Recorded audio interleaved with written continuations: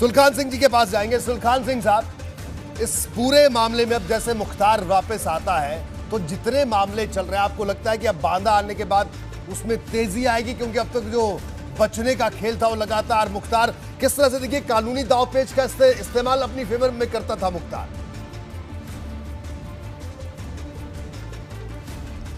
जी, अब इसमें अब स्पेशल कोर्ट बन चुकी हैं एमपी एमएलए के केसेस ट्राई करने के लिए। इलाहाबाद में कोर्ट है, तो एक ही कोर्ट में सारे मुकदमे हैं। अब तो मुझे पूरी उम्मीद है कि बहुत तेज़ी से ट्रायल पूरा होगा और गवाहों की पेशी और सब चीज़ टाइम पे जल्दी से हो पाएगी।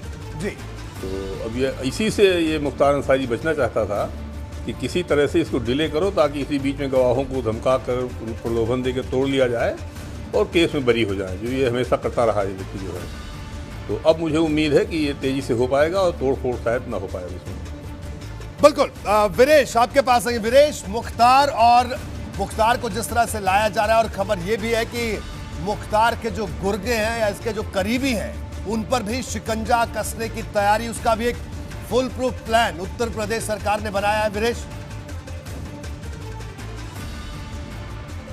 देखिए, ऑपरेशन नेस्तनाबूद और ऑपरेशन मान मर्यादा के खिलाफ जो चलाया जा रहा है वो इसी की कड़ी है। जो लगातार ये प्रक्रिया चल रही है पिछले लगभग 1 साल से, ऑपरेशन के जो चल रहा है, मानमर्दन जिसे कहते हैं योगी आदित्यनाथ, वो जो गुर्गे हैं मुख्तार अंसारी के, उससे संबंधित लोग हैं, उनके घरों को ढाया जाना, उनको जेल में डालना, उनका एनकाउंटर करना, ये प्रक्रिया लगभग 1 साल से चल रही थी और वो जारी है बदस्तूर। और निश्चित रूप से मुख्तार अंसारी की कमर को तोड़ने के लिए ये काफी है। और अब तक लगभग उसका जो किला है वो ध्वस्त हो चुका है, न केवल बिल्डिंग के तौर पर बल्कि साम्राज्य के तौर पर, बल्कि आर्थिक साम्राज्य के तौर पर, बल्कि उसके गुर्गों के तौर पर भी। और निश्चित रूप से जब मुख्तार आएगा तो उसके गुर्गे कहां अलर्ट है। सरकार के पास पुख्ता जानकारी है कि उत्तर प्रदेश के किन जिलों में कौन कौन अपराधी हैं।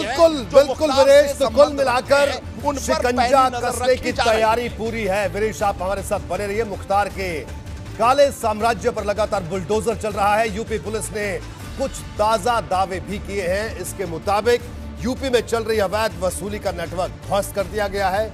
192 करोड़ से ज्यादा की अवैध संपत्ति जब्त की जा चुकी है। 96 गुर्गे गिरफ्तार किए जा चुके हैं और 75 के खिलाफ गैंगस्टर एक्ट में मामला दर्ज हो गया है। ये देखिए, यूपी पुलिस ने जो दावा किया है, यूपी में चल रही अवैध वसूली का नेटवर्क ध्वस्त कर दिया गया है, जिसमें मुख्तार का काफी हिस्सा माना जाता था।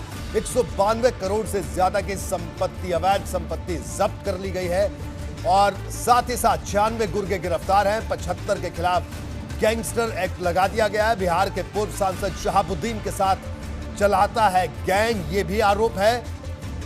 और यूपी में चल रही अवैध वसूली का नेटवर्क ध्वस्त कर दिया है। यूपी पुलिस ने यह दावा किया है कि 192 करोड़ से ज्यादा की अवैध संपत्ति भी जब्त कर ली गई है।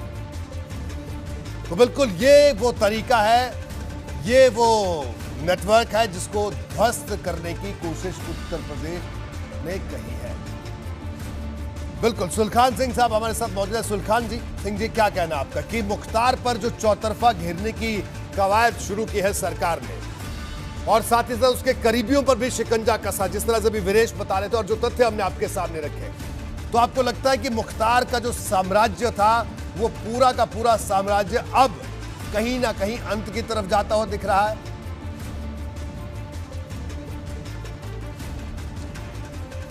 ये माफियाओं के, इनके जो गुर्गे हैं उनके खिलाफ कार्रवाई होना और इनकी आमदनी, जो इलीगल आमदनी होती है क्रिमिनल केसेस से, वो बंद होना और जो इलीगल तरीके से क्राइम से प्रॉपर्टी इकट्ठा किया है इन लोगों ने, उसको अटैच करना, ये तीनों चीज़ें एक साथ चलना बहुत ज़रूरी होता है।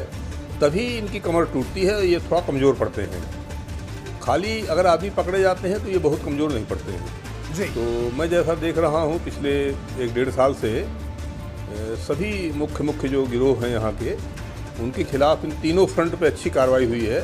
तो मुझे लगता है कि मुख्तार अंसारी की गिरोह की भी आमदनी बहुत कम हो गई होगी और प्रॉपर्टी काफ़ी जब्त हो जाने के बाद से भी काफ़ी कमज़ोर पड़ा होगा ये व्यक्ति जो है।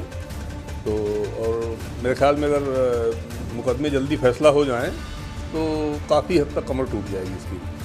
बिल्कुल। वीरेश, बड़े संक्षेप में मैं चाहूंगा कि दर्शकों को आप बताइए, कल लखनऊ की हर हलचल एबीपी गंगा पर सुबह 7 बजे से हम दिखाएंगे इस पूरे मामले से जुड़ी हुई। वीरेश,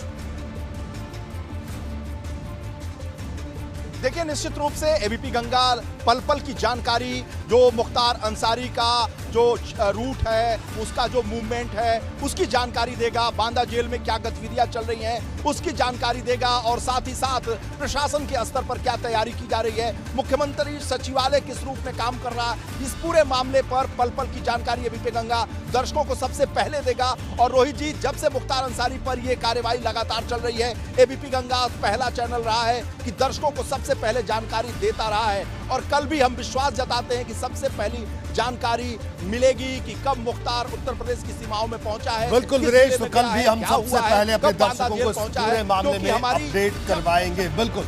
और बांदा से संजय त्रिपाठी। संजय, कल सुबह से बांदा की हर हलचल एबीपी गंगा पर सबसे पहले। संजय। बिल्कुल बिल्कुल रोहित, और सबसे पहले एबीपी गंगा पर ही मुख्तार से जुड़ी हुई सारी खबरें अपडेट हुई हैं। दर्शकों के लिए सबसे पहले हमने पेश की है एक चीज़ें, और ये माना जा रहा है कि कल मुख्तार अंसारी को जब लेकर के चला जाएगा तो कल देर रात तक या फिर परसों सुबह मुख्तार अंसारी को बांदा जेल में रखा जाएगा। कोविड टेस्ट होगा मुख्तार अंसारी का सबसे पहले, साथ ही साथ उसके स्वास्थ्य की जांच होगी। और ये भी हमें जेल के सूत्र बता रहे हैं कि जब पहले मुख्तार अंसारी बांदा जेल में था, बैरिक नंबर 15 में था, इस बार भी वही बैरिक उसको अलॉट हो सकती है। साथ ही साथ उसको जो खाना दिया जाएगा, जो भोजन दिया जाएगा, वो भी डॉक्टरी सलाह पर दिया जाएगा। तो कहीं कोई चूक नहीं होने वाली है। पूरा उत्तर प्रदेश तैयार है, उत्तर प्रदेश का प्रशासन तैयार है। मुख्तार से जुड़ी हुई हर अपडेट हम सबसे पहले एबीपी गंगा पर पहुंचाएंगे। तो बैरक नंबर 12 में दोबारा वापसी मुख्तार की हो सकती है। संजय, आपका बहुत बहुत शुक्रिया। वीरेश, आपका बहुत बहुत शुक्रिया इस पूरी जानकारी के लिए। और लखनऊ का पल पल का अपडेट कल दिन भर दर्शकों को आप देंगे। सुलखान सिंह साहब, आपका भी बहुत बहुत शुक्रिया।